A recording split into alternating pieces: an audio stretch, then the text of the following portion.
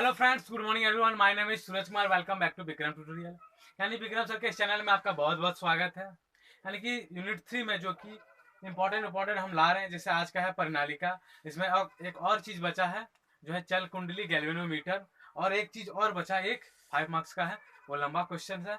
यानी कि 2 चीज और बचा। उसके बाद मैं ऑप्टिक्स का लेकर आऊंगा जो आप लोग फोर्स कर रहे हैं, तो ऑप्टिक्स का आएगा, लेकिन ये 2-3 जो बचा है उसके बाद। तो चलते हैं। सबसे पहले आज का है प्रणालिका टॉपिक। टॉपिक क्या प्रणालिका, यानी कि ये इसका कोई डिफिनेशन नहीं होता। प्रणालिका होता क्या, ये होता कुंडली, यानी कि ऐसे, यानी कि कोई चीज पंखा वगैरह में जो बाइंडिंग होता है, बार बार जो कॉइल लपटा जाता तार को, उसी को कहते हैं यानी कि प्रणालिका कुंडली, इसी को कहते हैं। यानी कि ऐसे बार बार बार ऐसे जो होता है, बार बार जो तार को बाइंडिंग किया जाता है, उसी को कहते हैं प्रणालिका। तो चलते हैं। आज का क्वेश्चन है, मेन टॉपिक है क्या, प्रणालिका। तो क्वेश्चन बनता है किसी लंबे धारावाही कुंडली, यानी कि कुंडली को ही कहते हैं प्रणालिका। ब्रैकेट में हम डाल दिए कि अंदर किसी बिंदु पर चुंबकीय क्षेत्र की तीव्रता ज्ञात करना है। कभी क्वेश्चन में आ सकता है प्रणालिका डायरेक्ट, कभी आएगा किसी लंबे धारावाही कुंडली के अंदर किसी बिंदु पर चुंबकीय क्षेत्र की तीव्रता ज्ञात करना है।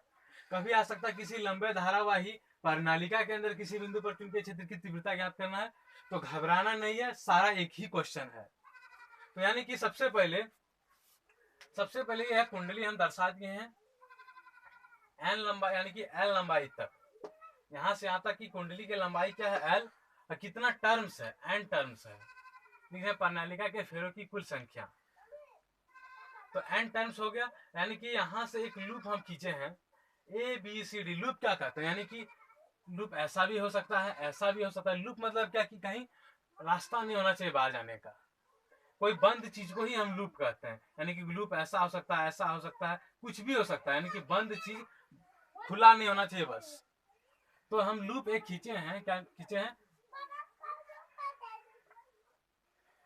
एक लूप है ए बी सी डी, यानी कि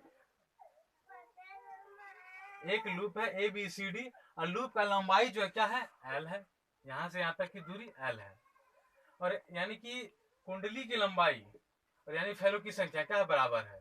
तो सबसे पहले किसी लंबे धारावाही कुंडली की वजह से उत्पन्न चुंबकीय बल रेखाएं किसी रेखाओं के समान दिखती है।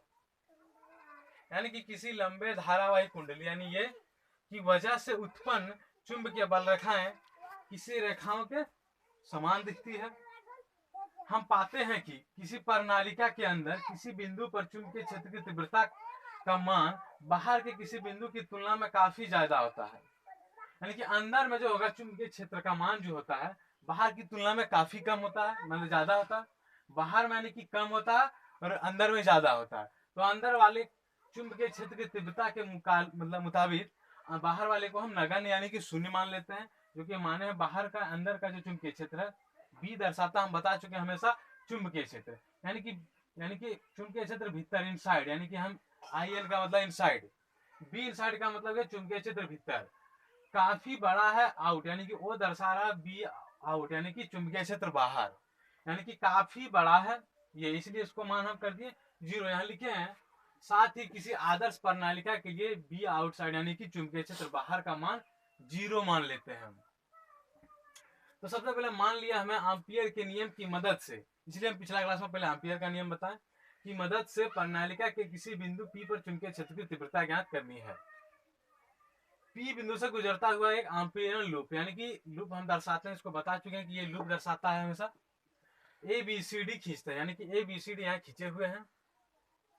तो सबसे पहले हम निकालते हैं बी डॉट डी एस, जो कि रोज रोज चलते आ रहा है ये चीज, ये लूप दर्शा रहा है integration B dot D S, यानी कि बार बार उतना चीज हम नहीं लिख रहे हैं, क्योंकि हम पिछले क्लास में छोटा सा लेते थे डी एस, फिर उसका मान निकाल के। तो चलते हैं डायरेक्ट यहाँ, तो क्या होगा, इंटीग्रेशन यानी कि लिमिट है, यानी कि फिक्स्ड है, कांस्टेंट, ए से बी तक ही हमको निकालना है। तो यहां से ए से बी तक क्या होगा, B dot D S plus, फिर यहां से बी से सी, बी से सी यहाँ भी कांस्टेंट है, ए से बी यहाँ से यहाँ तक, फिर बी से सी यहाँ भी कांस्टेंट है। तो चलते हैं बी डॉट डी एस, फिर यहाँ, फिर सी से डी यहाँ से यहाँ तक, चलते हैं बी डॉट डी एस, फिर चलते हैं डी से ए, यानी कि यहाँ से यहाँ तक, मतलब बी डॉट फिर डी एस। तब इसको तोड़ेंगे, कैसे तोड़ेंगे, सारा है डॉट प्रोडक्ट में, तो ए से बी तक जब तोड़ेंगे तो B D S cos theta, यानी कि थीटा का मान कैसे हो जाएगा बताते हैं। यानी कि कॉइल ऐसे, यानी कि ऐसे ऐसे गमन कर रहा है करंट। तो जब ऐसे ऐसे करंट गमन कर रहा है तो ए से बी की दिशा क्या समान है, एक ही दिशा में है। ए से बी की दिशा समान है और इसका भी दिशा क्या है, समान है। यानी कि थीटा का मान हो जाएगा यहाँ 0, इसलिए लिखे बी डी एस कॉस 0। तो कॉस 0 का मान क्या हो जाता है 1। अब बी से सी, यानी कि बी से सी यहाँ से यहाँ तक, यानी कि इसकी दिशा इधर और बी से सी की दिशा इधर, यानी कि यहाँ हो जाता है 90 डिग्री। यानी कि कॉस 90 यहाँ हो गया, 90 का मान 0। और सी से डी, यानी कि सी से डी यहाँ से यहाँ तक की, तो इसमें कोई थीटा से कोई मतलब नहीं है, क्योंकि यहाँ हम मान चुके हैं बी आउटसाइड, यानी कि चुंबकीय क्षेत्र का मान क्या होता है, यहाँ 0 होता है। हम मान चुके हैं पहले यहाँ से यहाँ तक की, इसलिए हम सिर्फ काटे बी ओ, यानी कि ये हो जाता है 0। चुंबकीय क्षेत्र आउटसाइड का मान 0, तो हमको थीटा से कोई मतलब नहीं, तो डायरेक्ट की 0 हो जाता है पूरे।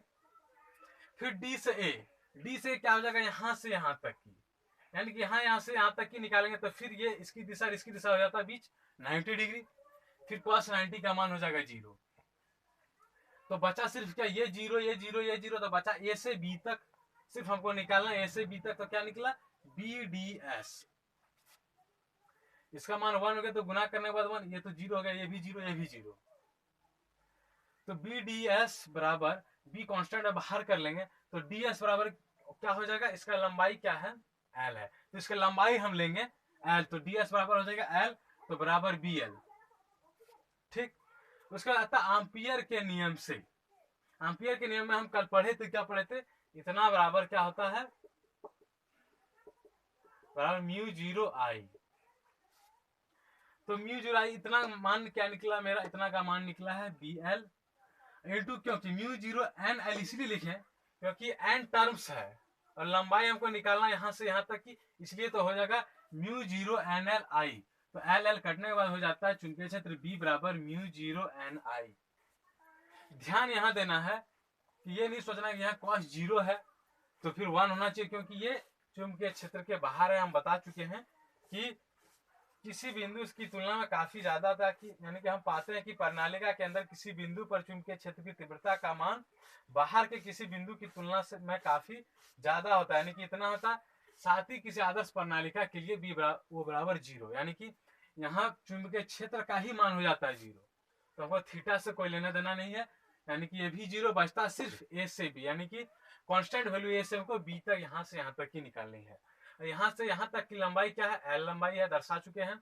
और कुंडली का मेरा लंबाई है ये कैपिटल एल, कुंडली का लंबाई एल और इसका लंबाई है स्मॉल एल।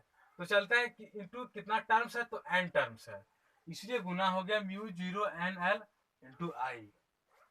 तो बी बराबर एल एल जब कट जाता है तो बी बराबर म्यू 0 एन आई बचता है।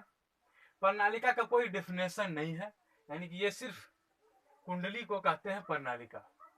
एग्जाम में पूछता भी नहीं है कि प्रणालिका का, इसका होता ही नहीं तो एग्जाम में पूछेगा क्या। तो सबसे पहले पूछ सकता है एग्जाम में, किसी लंबे धारावी कुंडली के अंदर किसी बिंदु पर चुंबकीय क्षेत्र की तीव्रता ज्ञात करनी है। प्रणालिका हटा देगा, कभी कभी ये हटा देगा, कभी ऐसे दे सकता है, कभी डायरेक्ट प्रणालिका लिख देगा, बस प्रणालिका सिद्ध करें, तो बस इतना लाना है। तो एग्जाम में किसी भी तरह से पूछे तो घबराना नहीं है, बस बनेगा यही। तो इसी के साथ अगला वीडियो मतलब आगे आप लोग साथ मिलेंगे अगला वीडियो में। Thank you.